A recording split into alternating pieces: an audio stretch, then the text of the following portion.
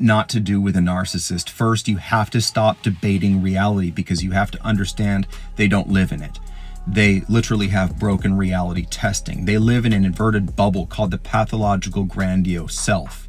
This is how they protect against reality. Their psychic dynamics are stunted and juvenile, so they can never fathom that they are the problem in any situation because they're filled with what's called alloplastic defenses. That means blame the environment, blame the circumstances, blame the people.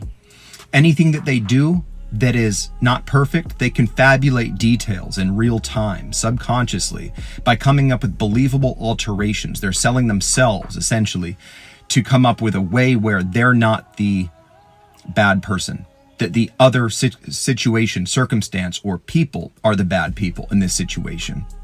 They project and they don't even realize it, which is why you have to be careful of taking them seriously in reality at all, because there's a phenomenon called projective identification, where you're gonna not even know it, but slowly start to become confused, thinking that their projections are your feelings, your reality, your insecurities, until you get to a point where you feel like you've totally lost yourself, essentially trading places with the narcissist.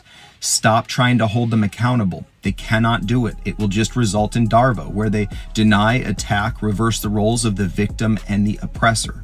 Stop feeding in to the smear campaign by defending yourself to the network. They've already framed you to look mentally unstable or unwell or crazy long before the smear campaign started, because they have such a fear of exposure. And most importantly, you have to understand that any emotional engagement showing any vulnerability, they will use that to map and model and further control you. So if you understand that their reality is literally stunted in juvenile frameworks, anybody that criticizes them is turned immediately into a persecutory object, and they view the abuse as them getting even or defending against a bad object or person.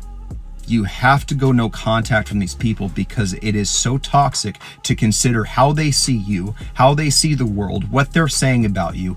Anything that they touch is corrupted, including that network. So stop trying to validate or discuss them at all with anybody. They don't care if it's positive or negative supply. They just care that they're significant to you, that you're feeding in to their significance.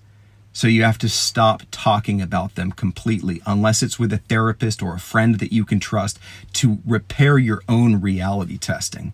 But essentially, you have to cut, disengage. If you have to communicate with them, yes, no answers, very bland, very boring, which is known as the gray rock technique.